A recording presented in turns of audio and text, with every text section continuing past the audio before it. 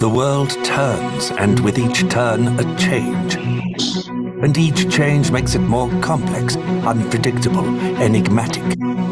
The world keeps turning. And from the Pellicer and Heredia practice, we anticipate everything that is going to happen. Brexit, artificial intelligence, new commercial borders, legal tech. The world keeps turning, and it commands the reliance on international lawyers who are capable of interpreting this new reality with integrity, honesty, and transparency, offering answers to so many new questions. Whatever it is, ask us. At Pellicer and Heredia, we know how.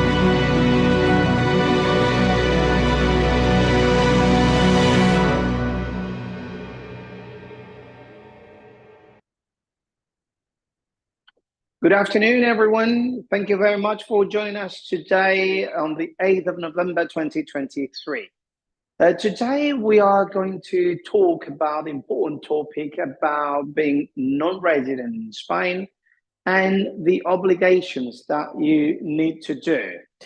Right. I have on the panel, I've got our accountants, Guillermo and Marta. Can you hear? Can you listen? Yes, I can hear you. Yes, I can hear you.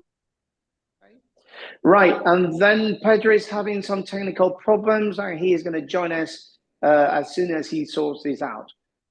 Michael is not able to join us today because he's pretty busy and he couldn't make it. So we're going to concentrate today talking about the non-resident tax.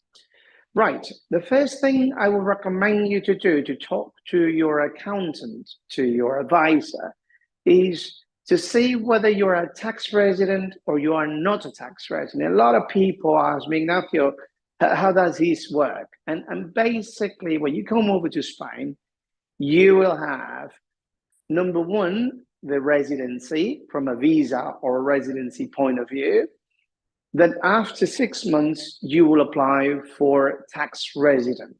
Now, for those who are no tax resident, this webinar is for you, okay? So for those who are less than 183 days living in Spain, or by some reasons they are, because of dual taxation treaty between Spain and the home country reasons, you are no tax resident, then obviously this is for you.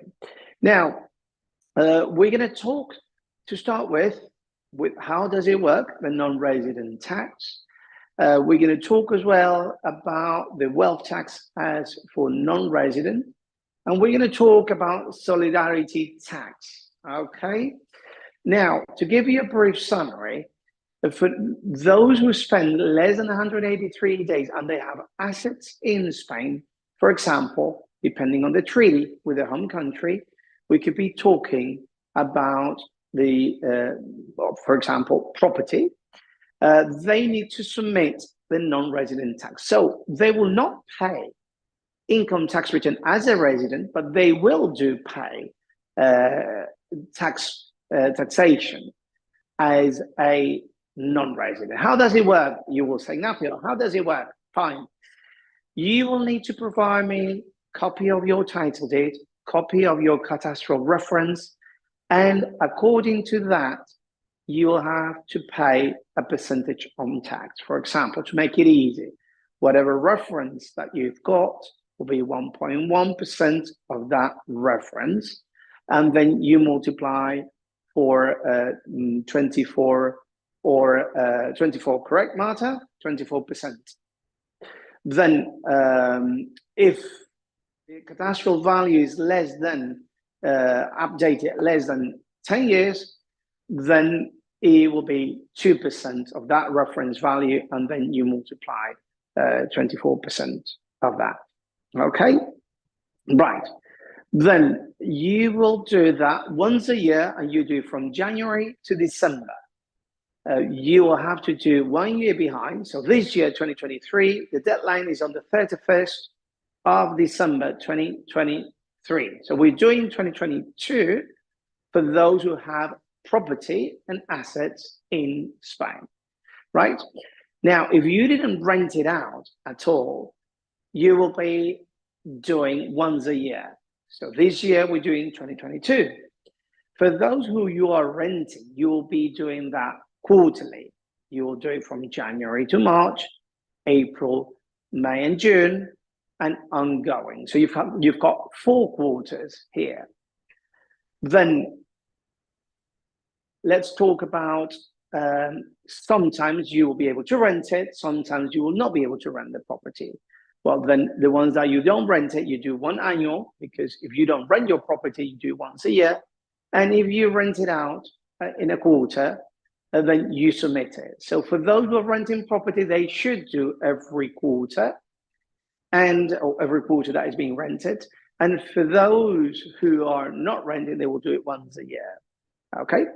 Then the way to work is direct debit into your account, and on the 31st of December, you will make the payment of the tax. Okay. Actually, at the moment, we are doing so for our clients.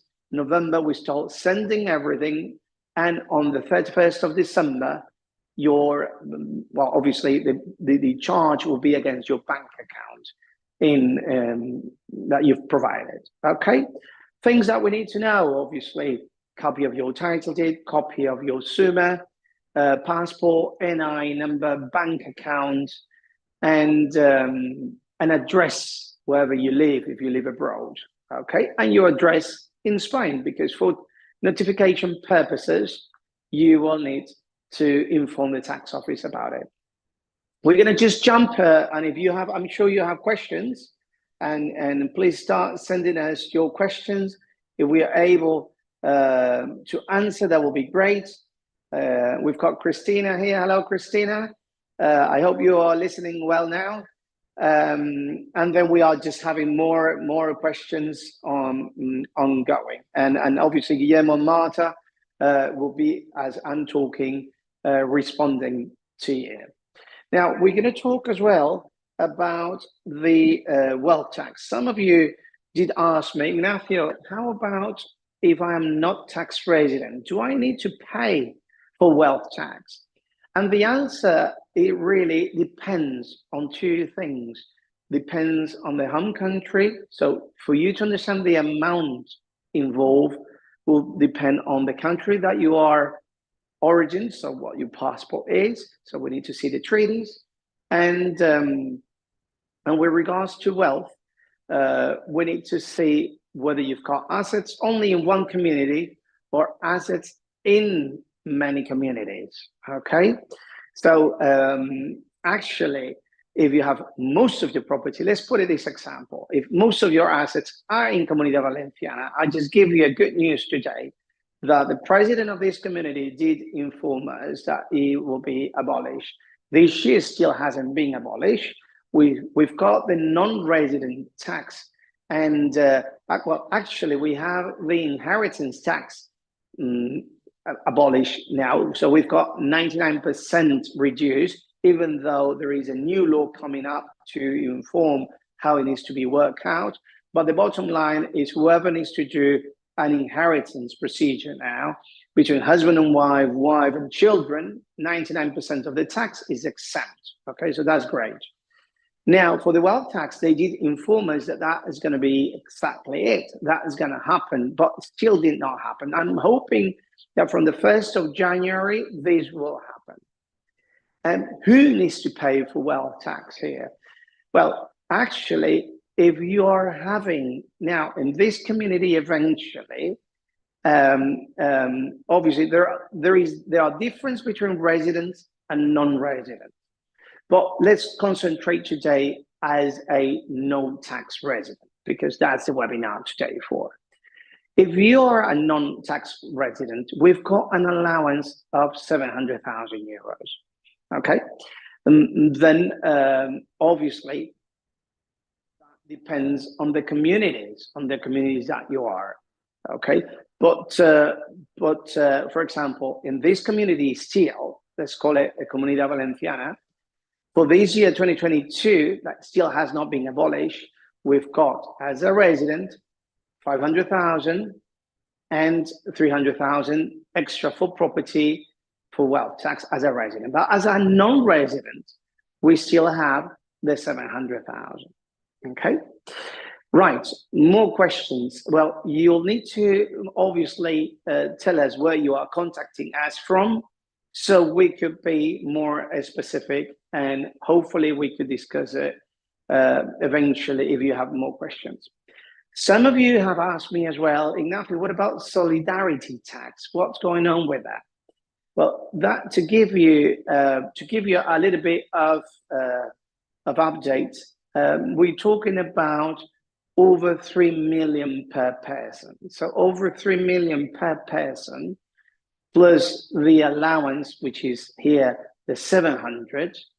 Then you will have the solidarity tax that it will be for resident and non-resident if they have assets in Spain.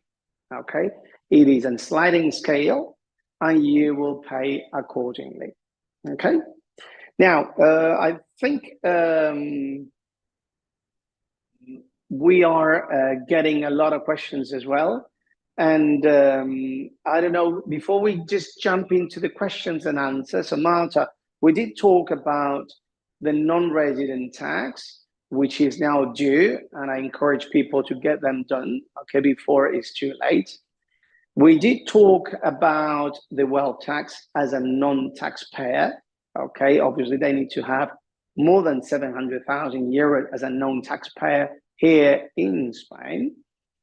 And we did talk about solidarity tax for a non-resident as well. Obviously, bear in mind that in Spain, as a non-resident, it will depend whether you've got assets here in Spain. Because if you've got it abroad, there is nothing for you to worry.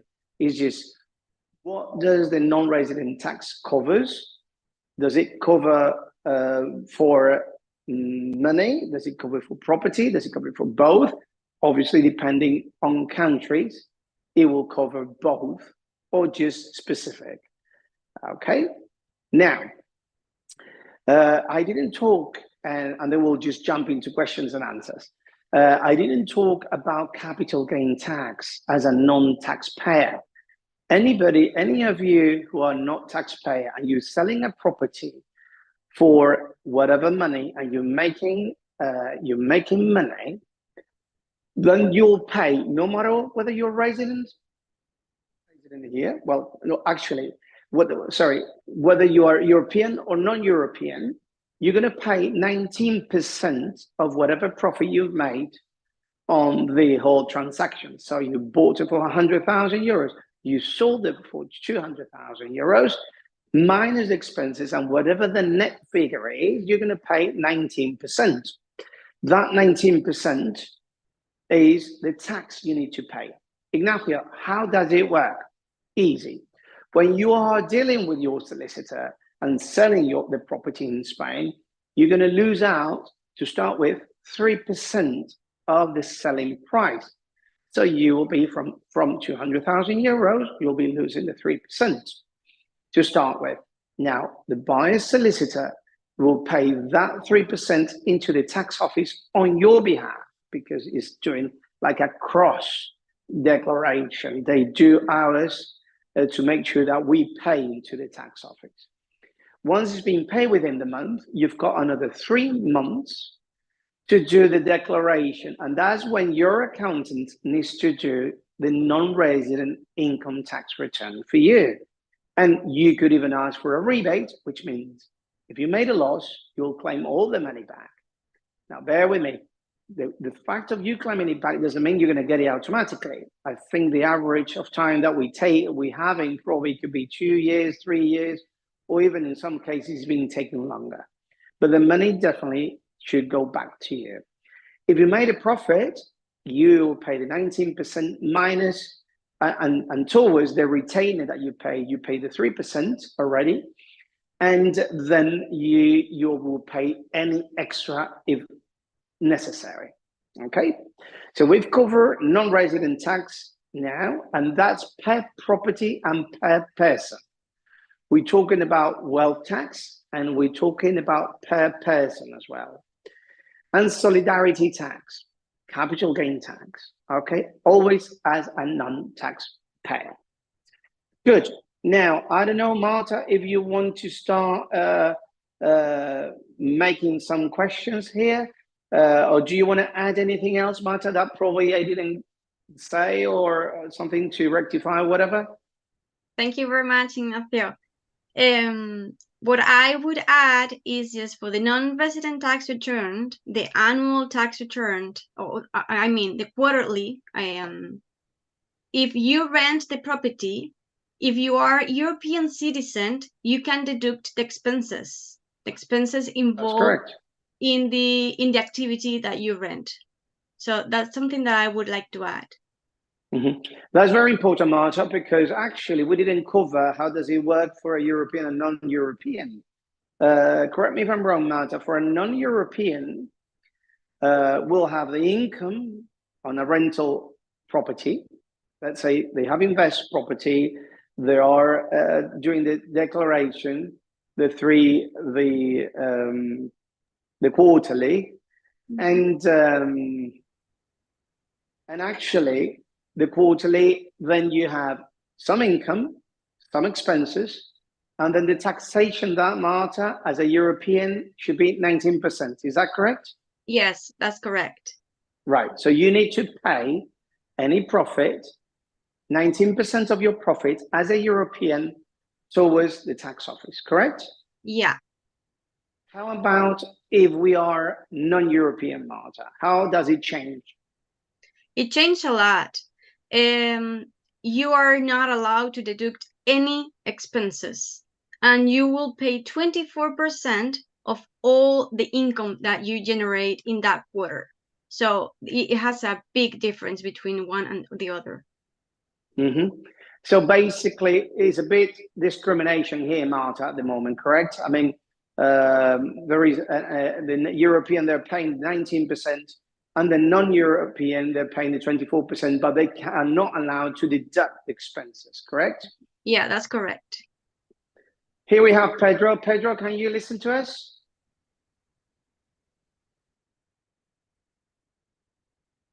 He's listening. Okay, right. Let's see. Let's hope he just sort these out, and then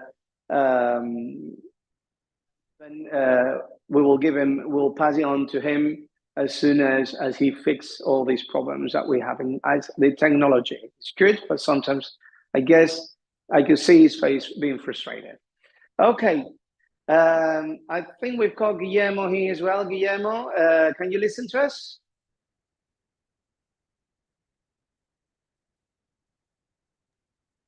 Yes. Don't think he listens. Can you listen, Guillermo?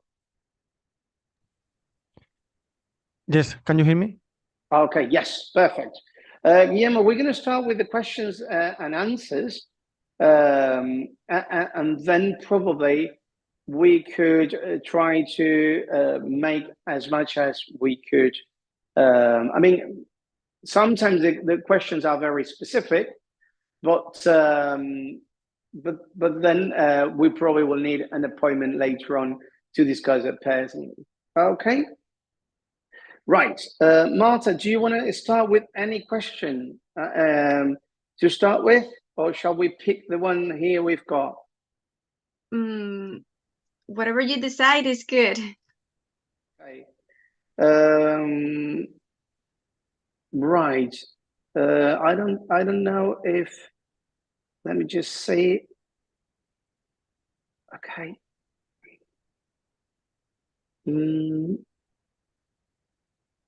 I cannot see the questions here. Let me just see. Okay, I can read one of the questions. Okay, so you can answer it. Can I add? Okay, here is one question, but I don't see. From Matthew, yeah, from the one from Matthew. Matthew. I've got it here. Okay. U.S. citizen with a business in America. Then is that the one? Yeah. Here is so citizens with a business in America grossing $3,000 euros. $300,000. 300,000, yeah. Net about 100,000. I pay around 20,000 USA taxes are paid in April. My question is, I'm a resident of Spain. If I am resident of Spain, plus obviously 183 days, how much do I Pay in how Spain? much do I pay in Spain? Well, that's a question, Matthew, for doing a simulation for income tax return. But what is about the non-tax resident, which is what we're talking about, what do I pay? Well, actually, he's non-resident. So Matthew, you are here as non-resident, you don't pay.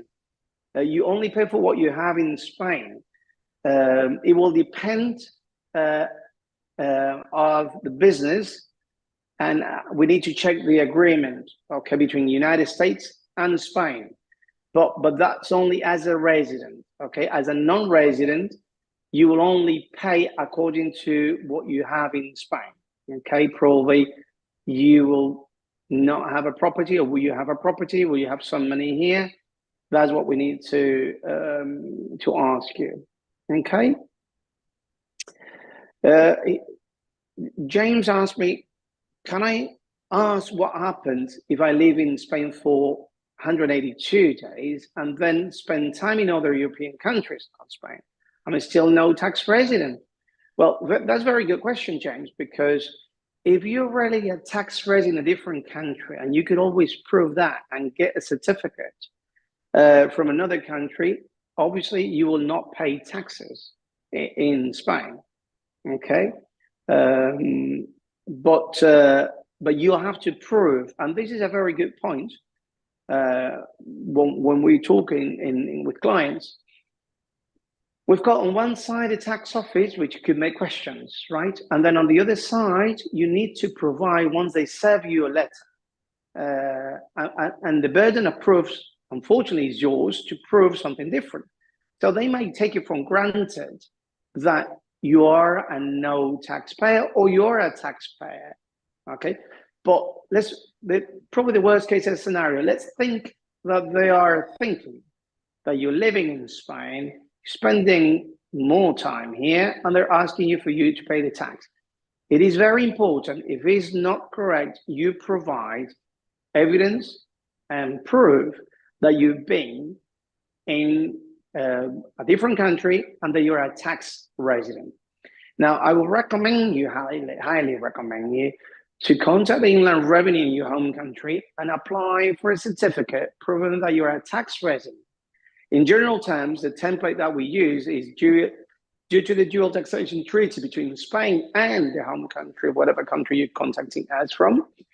You are a taxpayer in the UK, let's put it this way, or in the US, okay? Well, that's very good evidence, and then the tax office in Spain will close the issue and will close the matter, because one administration against the other administration won't fight, and they will trust this is correct. I mean, they could carry on looking for more things, but this is a good piece of evidence, and this is peace of mind for you, okay? So that's been a good question, and I hope you could keep these documents, which are important. Now, more questions here. I think, Maxime, do you expect solidarity tax to be extended after 2023? Well, if we have the same government, the answer will be yes, Maxime. That's straightforward. I don't think they will change it. Now, if we have a different government, then I doubt it, because it's been a big fight, and one government of PP being removing the inheritance tax, the wealth tax, and I guess they will do the same with solidarity tax, okay? Now we have Fulvia. Is the income tax rate 19% for a tax non-resident that is a European national, but not currently living in Europe? It will depend on the country of your residence. If you're living outside Europe, the percentage, Fulvia, is 24%, okay? So if your residency is outside Europe, the percentage for non-resident tax is 24%. Otherwise, it's 19%. That's the big difference. Okay. Marta, do you want to add something extra here? No, at the moment you're explaining everything very well. Okay, thank you. Right, I think we've got Pedro. Pedro, can you listen to us or not? His microphone is off. I think you're struggling. I apologize for being. I didn't have access to. I don't know why my computer didn't. It was disinstalled, or it was not installed correctly. So I don't know why. So I apologize for everyone. I don't know what is being told during this half an hour, but I presume that you've been speaking about the non-resident tax. Is that right?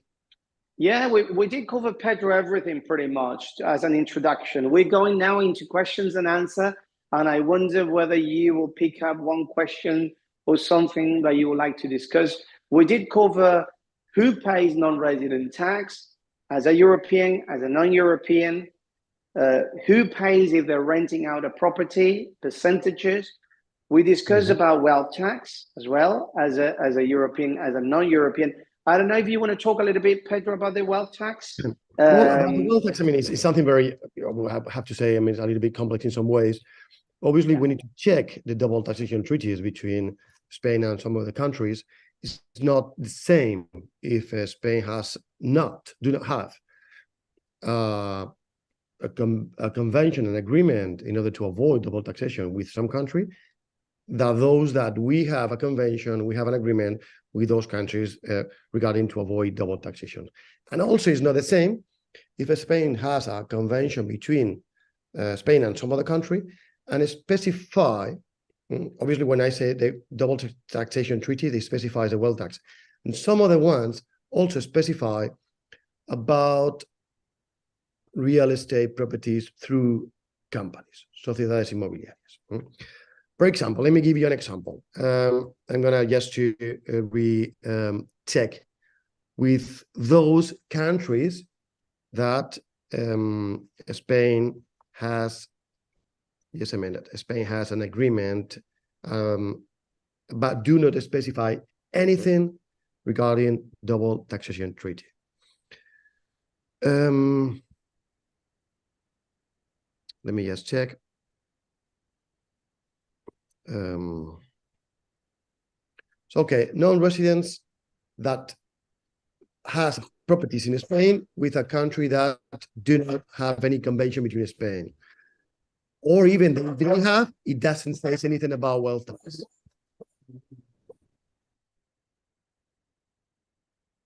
Your microphone, Pedro. The microphone, it went off. Okay. Okay. So let me just, for example, European Union countries, for example, I can see is Ireland, is Italy, is Malta, is Portugal. I can see also then Croatia has a suspensive in this double taxation treaties. But for example, Andorra, for example, Algeria, Australia has a double taxation treaty, but it doesn't say anything about wealth tax. So in that cases, it's not tax assets who are abroad, obviously, not in this country. Even though they have a company, for example, that has company that has assets in Spain, in those cases, it's something a little bit peculiar in these cases, but we need to check that. What I want to say is that it's not the same if it has a double taxation treaty between Spain and some other countries, and if it does say anything about that, does double taxation treaty about the wealth tax. Okay. Right. Okay, Pedro, shall we move on with the questions? Yeah. Yeah. Right. I think we've got a few here. They keep coming. There is another one that it's quite interesting one, but it's very specific as well. Right.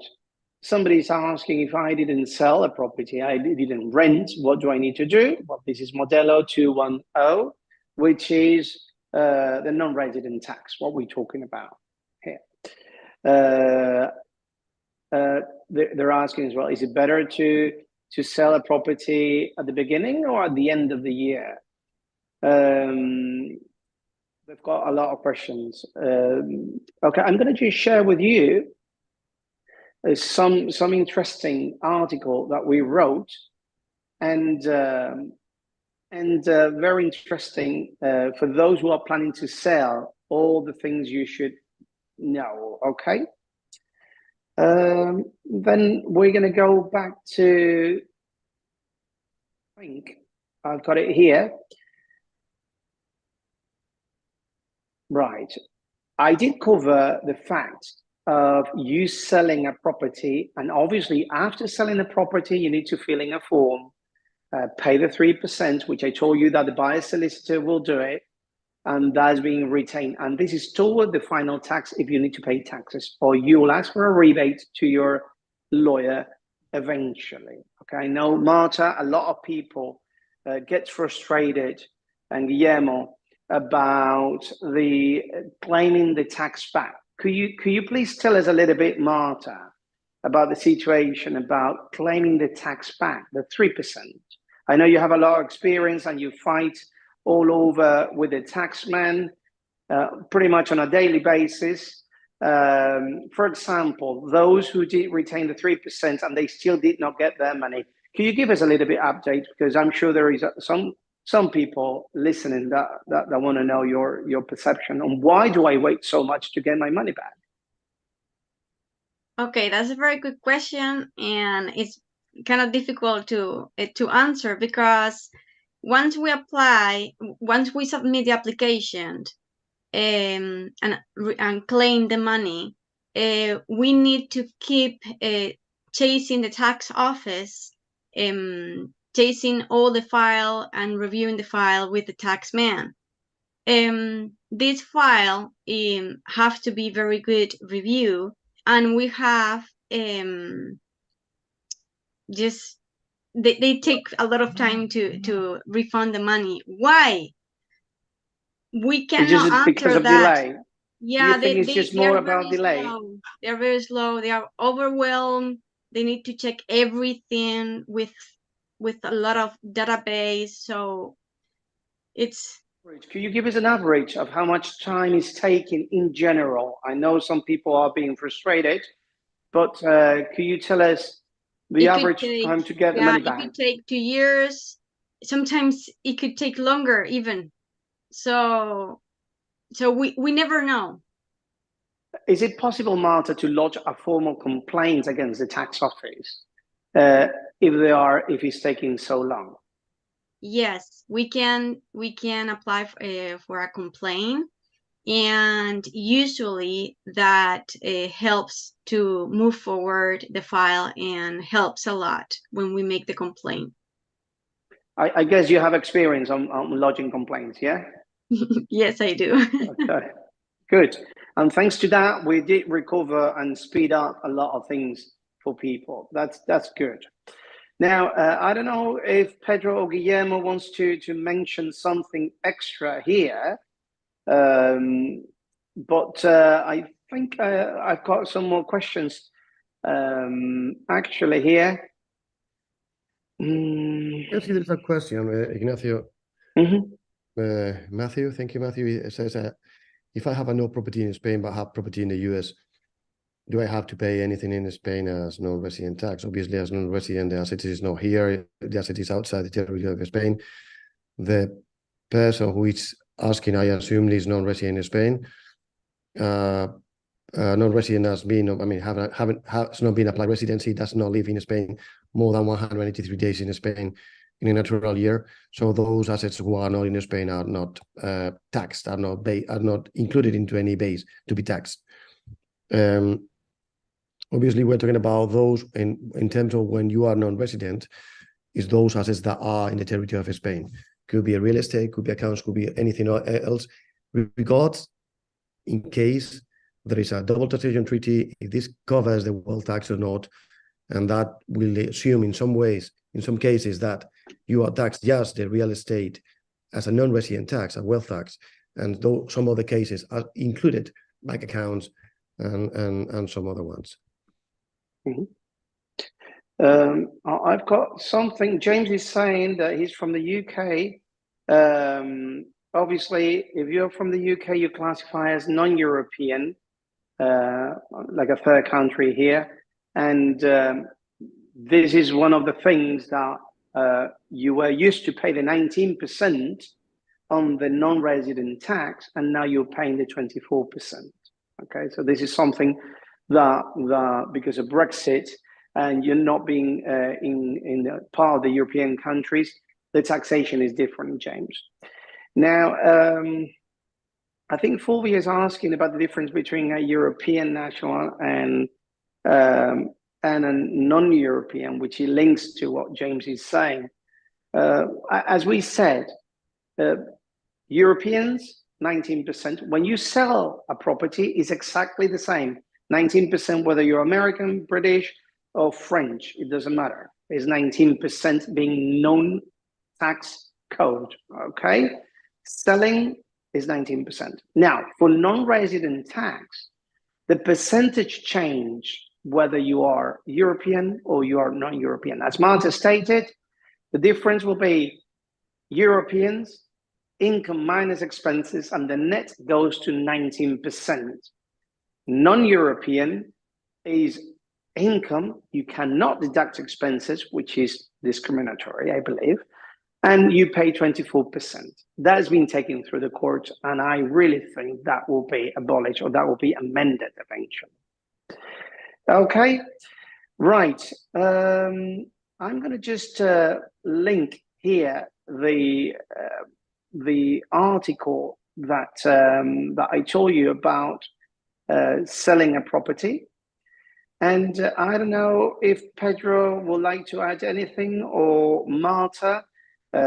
Do we have more questions in the panel, Pedro, Marta? There is Answer now. I can see from Cristina, it says, when is it worthwhile to set up as sociedad de propiedades, which is a sociedad patrimonial?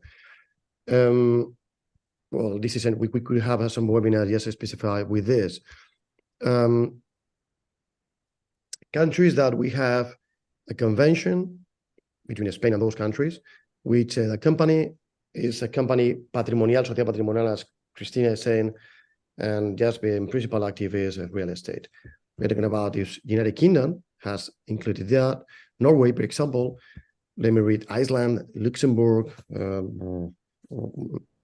France, Belgium, Germany, Slovenia. I mean, we call also Panama, Uruguay, India. Well, some other countries that this kind of situation, and specify in the convention about that. There have been some changes on this, so in that case, I assume that even if you do that and the active is activated in this case, the principal active asset, the principal asset of the company is a property, it has to pay wealth tax in these cases. And obviously, we're talking about where the assets are. Regionally, I think it's been explained right now, Comunidad Valenciana is eliminating the wealth tax for next year. It's already eliminated in Andalusia. It was already eliminated also in Madrid. So we need to check where the assets are in Spain. But in cases a region that has not eliminated that wealth tax, for example, Balearic Island, or let's say in Galicia, for example, and some other ones, it will have to be paid. But firstly, as I said at the beginning, we need to firstly to check the double taxation treaty between Spain and that country, to check if it says something about wealth tax, and also if it says something about sociedad patrimonial, sociedades inmobiliarias, those companies that principal assets are properties in those countries that has an agreement. Okay, I did, Pedro. I did post here, for them to read more about non-resident tax and wealth tax in our blog and article, just for further clarification, because I know people are having these questions. And then Joya, you're asking, what about Schengen countries? Yes, is treated the same as European countries. Okay.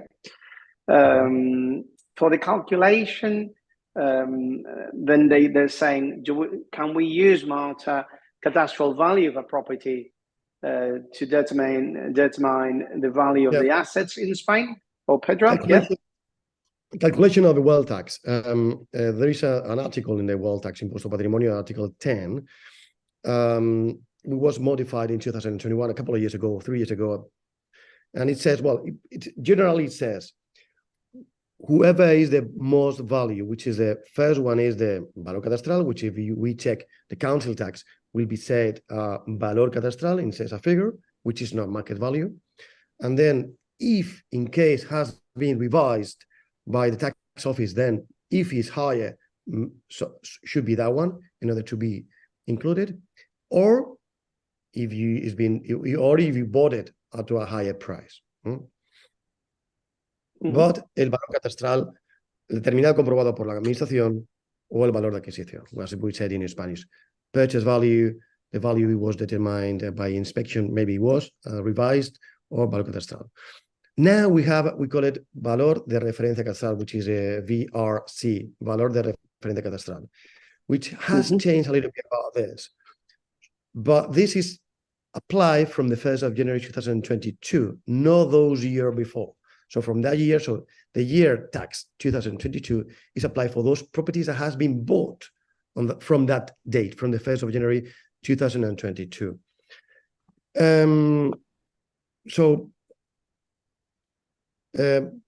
This is what it is. I mean, there's the value that we need to include: catastral value, acquisition value, or if it's inspect or revised, and if it's being bought from the 1st of January, then should be included the valor de referencia catastral. That one is the one that should be included. Pedro, we have a very good, interesting question, because we've got some Spanish people living in the UK, and they're asking, Maria is asking, if I'm Spanish but tax resident in the UK, do I pay 19 or 24%? And that's a very good question. It's not only about nationality, it's about residency, yeah? Exactly, that's right. It's nationality, and we speak about being European Union residents, and we include also Switzerland and Norway, Iceland. Those one is 19%. Out of European Union and those countries is 24%, even though if you are Spanish. Right. Okay. Right, and obviously Andorra is not included in the European in the economic space, yeah. But I don't think the question is being brought up with that. I think we did cover most of it. Pedro, did you cover Christina's question about Sociedad Patrimonial? I think, I mean, obviously it's a complex, but obviously I don't know where Christina is resident, or if the company is resident, but obviously first we need to check the double taxation treaty, if it includes or not. And but in general, it will have to be paid taxes, because I mean, in some way it has changed. In some way, we have cases from German companies in this case that in some way some years ago didn't have to pay and now have. I think, Christina, you will need to clarify a bit more things. Happy to discuss in the future. Okay. Marta, anything else? No, anything else. Guillermo, are we missing any other one here? As a summary, Guillermo, would you like to add something else, Guillermo? No, it's okay. It's okay. Right. As a summary, for you to take this in, I mean, this video will be recorded in the website from tomorrow, so you can watch it again in our webinar section. I did put you here a post on the link where you could click, and I would recommend you to save it so you have a free and quick access to non-resident reminders, wealth tax for non-taxpayers. Actually, Pedro, we should do one about solidarity tax, because we didn't write an article about solidarity tax, and we're having a few questions for them to clarify. But just actually, I will tell you that you will never pay double. So For those community who are exempt from wealth tax, which we hope will be exempt from the 1st of January in Comunidad Valenciana, Andalucía is already, Madrid is already, the applicable will be the solidarity tax. But Guillermo, correct me if I'm wrong, I think it starts from 3,700,000, or Pedro, is that correct? That's right. Yeah. Okay. So is Alison, it's not the same wealth tax and solidarity tax, but you don't need to pay double. The wealth tax is a specific regime, and the solidarity tax is got a different. You wouldn't pay double, right? But probably you will apply to one, and it will not.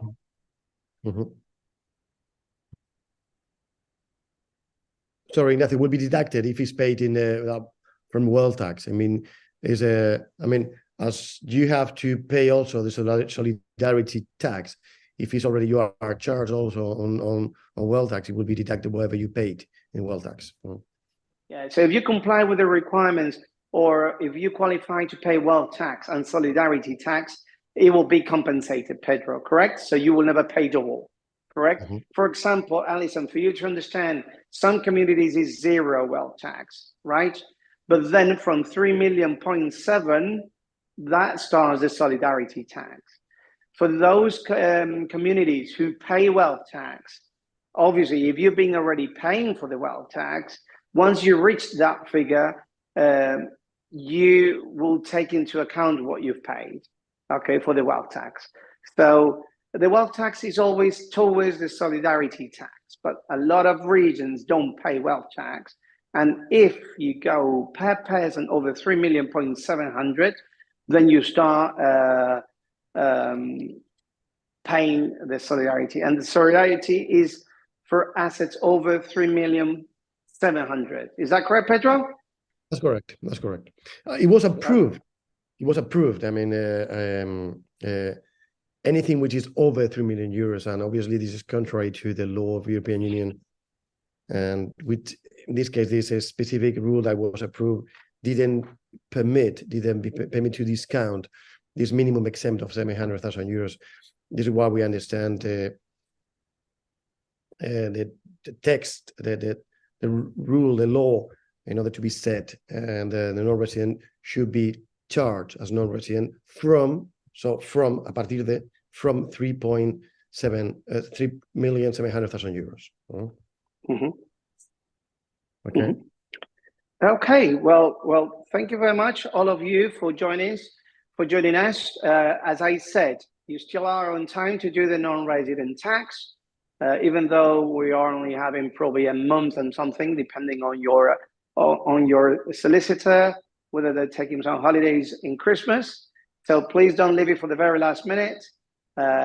Please double check, do tax simulation, always do tax simulation. It's cheaper, it's better, you have everything under control. And I think it's worth doing tax planning. I always encourage people to do tax planning. Pedro, would you like to say something else before we just pass you on to Juan? I mean, obviously the recommendations, as you said, I mean, just to prevent, obviously someone who has a property here as a holiday home or as a non-resident, which is a tax that needs to be done every year of his rental. I mean, just to prevent what could be a situation in order to, at the end, to be updated to peace of mind and on taxes in Spain as a non-resident.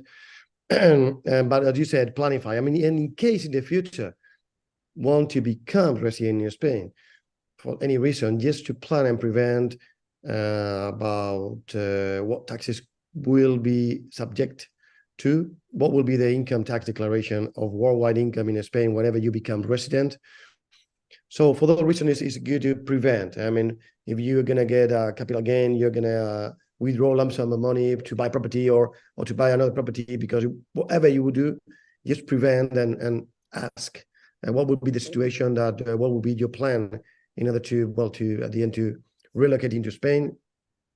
Because we have many clients that this time are non-resident, but maybe in the future, in some stage, they become resident. I don't know if you spoke about also about the nomad visa or the vacant law, in this case, that when someone it is inscribed being resident, but it is inscribed in tax matters as non-resident.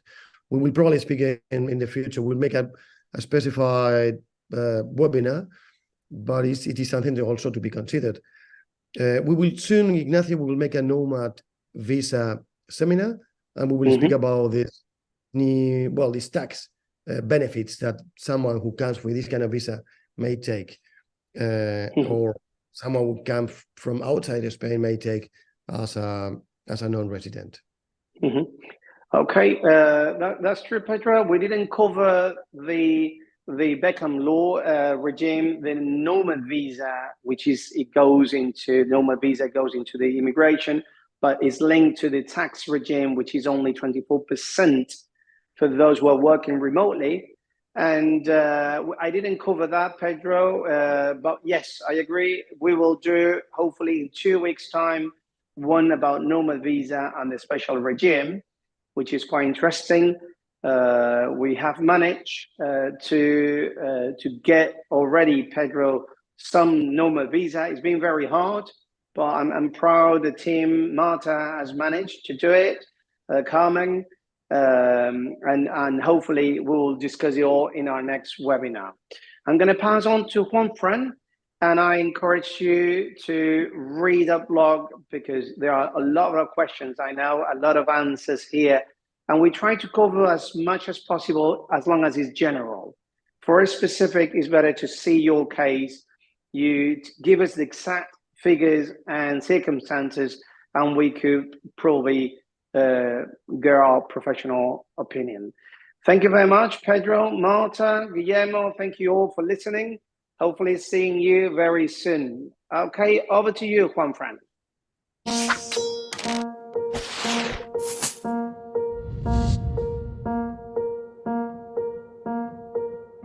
Trust is vital when you're in another country. If you want to buy a home, set up business relationships, or apply for a residence permit, you need to be able to count on the best independent legal aid. Pellicer and Heredia is an international firm of lawyers with over 20 years' experience and one single aim: for you to live at ease in Spain. In order to give you a clear, streamlined, and fast response, we work with a cross-disciplinary team of professionals specializing in the main legal fields: civil law, foreigners' affairs, business law, tax and financial law, and international law. And to ensure that you're kept informed and up to date with everything, we have 6 offices on the Eastern Coast. Whether you're from here or abroad, we will always stand by you and speak your language.